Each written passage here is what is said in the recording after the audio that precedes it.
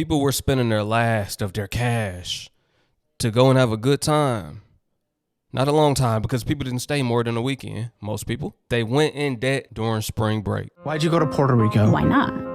You don't have money. You are negative 45,000 hours net worth. I had Is money that in a good Puerto enough Rico. answer? I went to the ATM, put my card in, money came out.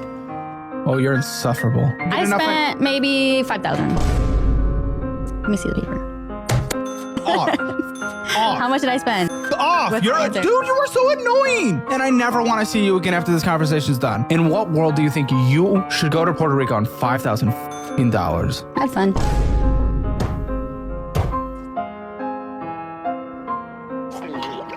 Great. It was affordable. My credit card, I had points. Affordable? Credit card had points. I paid $11 for the flight. If she paid $11 for the flight, what did the $5,000 go towards? Hotels, restaurants, I guess all activities. But she's 45K negative. And she don't even know how much she spent on the vacation. She's guessing. I spent about $5,000. Let me see the paper. That's the problem right there. She spends money and she don't know how much she spent, and then it just adds up. She's negative net worth right now.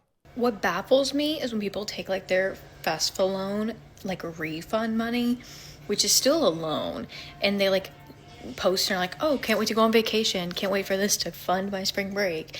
And it's like, you guys realize that that's like money you have to pay back, right? Like, I already maxed out my FAFSA and also pulled out a Credify loan, which was only 4%, so low-key a little bit better than FAFSA for grad school, but I already maxed out all of that just to actually pay for school. Like, why are you taking out loans for fun? Like, why are you just taking them out and going on vacation with them? They're not for vacation, they're for necessities, okay? People been doing this for the longest of time. Where I come from, and maybe where you come from, people used to take out the student loans and spend it. They would really just sign up to go to school just so they could get the refund. After that, they would drop out. I'm like, you messed up your credit for a couple $1,000s. You could have got way more if you just built your credit up. Being that young, people really don't know how it worked. They just thought it was free money, I guess. Same thing. These are college students. Instead of them just spending it on nonsense, they saying we at least gonna get an experience out of it. When I say nonsense, I'm talking about people were spending it on weed, clothes, and whatever else. They wasn't even taking the trip. Either way, both of them are bad, though. Now, ladies, hear me out. And I know this ain't all y'all, but hear me out. You telling me you spent money to get your hair done, spent money to get your nails done, spent money to get on a flight to go to Houston, but you ain't got no money when you get there for spring break. Don't you know that you gotta pay to get in the club in order for somebody to buy you a free drink? Like, I'm just trying to make it make sense. So let me get this straight. Not only did you guys get suckered into going to Houston for spring break, you also got scammed into paying $3,000 for a sectional. On top of that, an extra $500 for a bottle of Don Julio, and also $750 for a table because there was a 2-hour limit on the sectional that you paid for. Are you kidding me? First of all, I never realized that we paying that much for a sectional. I have never in my life paid for a sectional, period. But the fact that you guys were actually paying $2,500 to $3,000 for a sectional, and it's only a 2-hour limit, meaning you only have 2 hours to sit and flex, it's $2,500 to $3,000. That is the cost of a mortgage. And you know what else you could possibly use with that type of money that you're just giving it out? An all-inclusive resort. An all-inclusive resort. You guys really got your priorities just twisted any kind of way. You're proving my point every time I come up here and watch the dumbest stuff that you guys do. $3,000 for a sectional. 2 hours. 2 hours that you can sit and flex in the area. So you got to flex for 2 hours, then go to another club, because now it looked like you never even had the booth. When more people come in, or you got to get the sectional right when the club about to close, so you can look good at the end, flexing. Ooh, flexing your bottle, turning up at your sectional. Yeah, Houston saw y'all coming. When they got word that y'all was coming, they knew they was about to run that money up. We can tell them anything. They already down here ready to spend money. Yeah, you got to wait for your sectional. So we got this table you can have for $750 until your sectional is ready. Then you got a 2-hour limit on that sectional because we got to sell it to somebody else.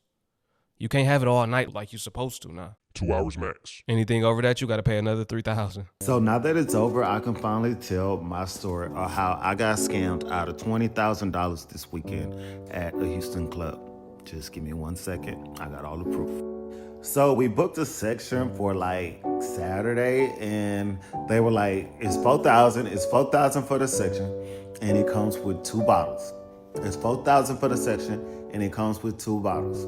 So we were like, cool, we'll get the 2 bottles, and we got like the 2 bottles of Don Julio. And her name was, I think, like Alicia or something. So we texted Alicia, we was like, hey, we gonna send it through Zelle. And I like to pay for my shit up front because I like to stunt, and I just like to walk in the club. So when we get out of our black truck, me and my homegirls, we just gonna pop out and walk straight into the club. And then our little photographers could take the shots or whatever, pick. Nah, I'm gonna let him finish, but I'm just looking at that table in the back. He don't look like he living a life where he should be losing $20,000 going to the club. The decor in that house don't scream, I got $20,000 to lose. He should have spent that on furniture. And whatnot. So once we get to the club, they're talking about they have no booking for us. So I'm like, what do you mean there's no booking for us? We got the $4,000 section, blase, blase. You know what? Let me just pay it because I know the girl. So she would just send it back because we just talked to her before we pulled up. So she would just send the money back. She said, oh, my bad. I'm thinking that's what she would do. And she would just send the money back. Did she send the money back? So we get to the door, and we're like, I'm showing them my text messages on my phone and my deposit and all that type of stuff. And they were like, well, Alicia quit. Alicia quit yesterday.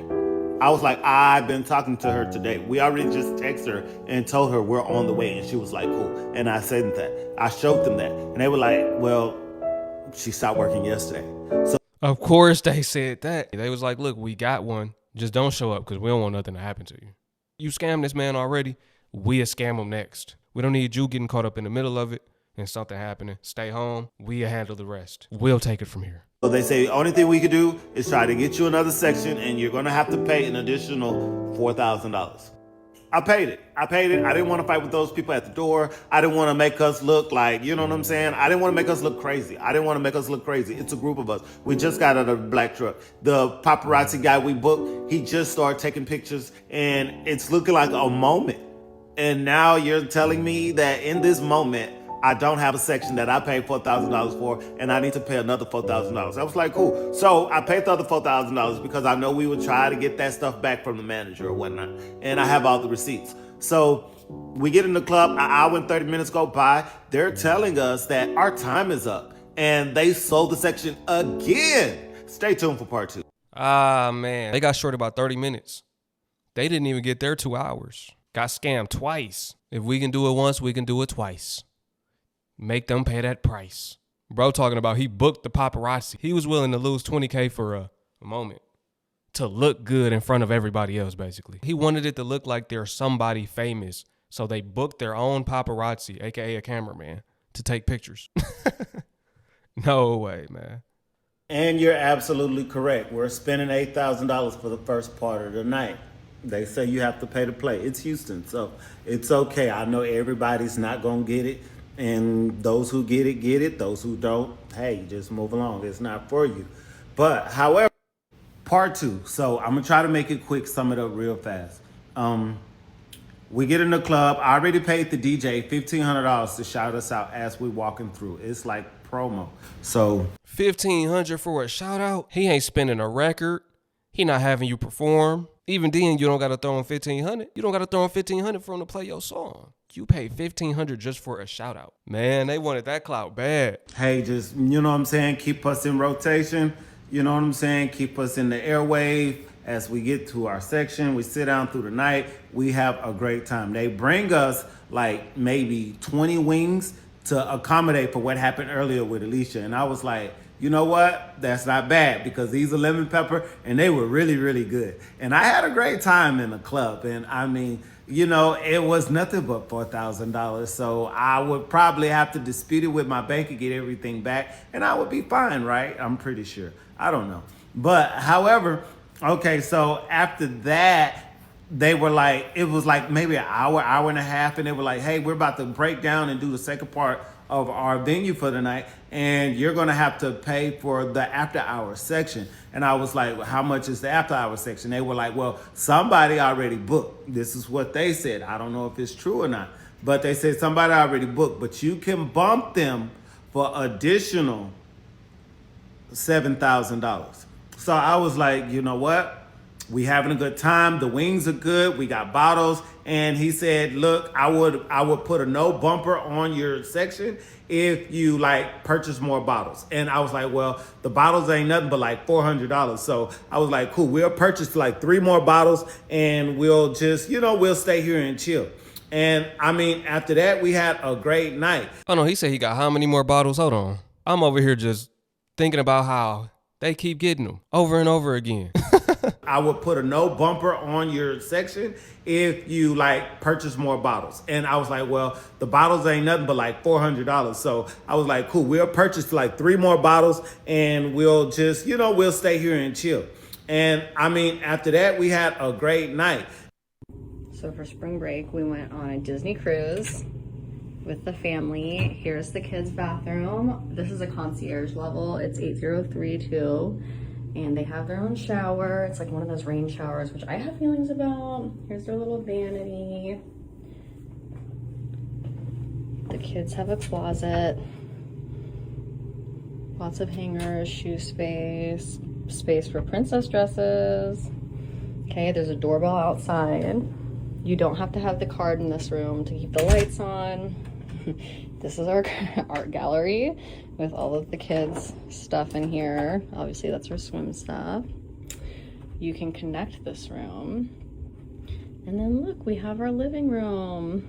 It's all pulled out for the kiddos. So, bed. 2 more could sleep here. Lots of space for the kids' junk everywhere. I don't know if this is Disney. I don't know what that is.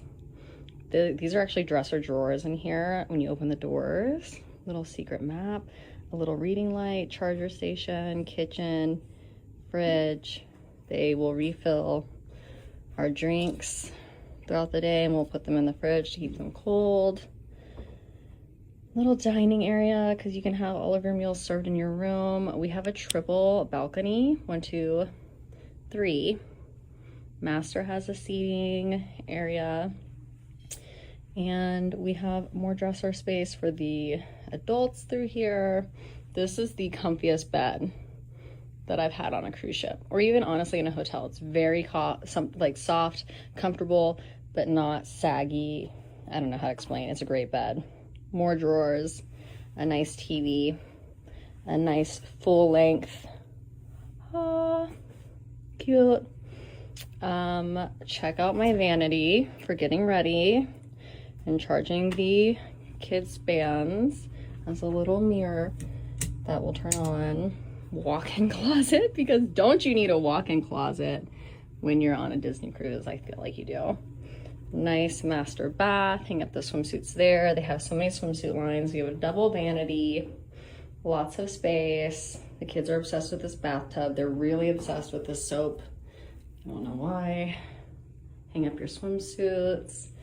Here's the wash closet, and here's an extra little swimsuit line and shower and everything in here. So cute. So cute. I do love Disney Cruise Lines because they're very comfortable with kids. They are more expensive, but for us it's worth it because it's all about the kiddos and they will grow up. And I just feel like I'll counterbalance these later with some budget cruises. I don't know what to tell you. So that's our room, and it's very comfortable, and I could live here. Okay, thank you, goodbye. This is the breakdown. First guest, $4,400. Second guest, $4,400. Third guest, which has to be the children, about $1,500 apiece. Vacation protection plan. You got to pay a band just to protect the vacation. Look how much the taxes and fees are. For $14,000, I better be able to come on this cruise multiple times per year, not just once. You better let me drive the boat for $14,000. Let me stay for a whole month. Even then, it's still not worth it. $14,000 for a cruise, it's not worth it in my opinion. That's way too much money spent. They have to be millionaires. If they're in the 6-figure club, why would you do that? Why? And she's saying in the future she gonna plan budget trips.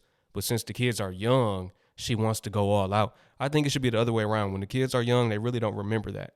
I went to Six Flags when I was a kid. I got brief memories of it. I remember getting on a couple rides. I remember where we stayed and whatnot. But I don't remember the whole entirety of what happened. Seems like you would do budget trips when the kids are young because anything will really impress them. And then as you get older, that's when y'all start going all out. It would make better sense to me like that. What y'all think?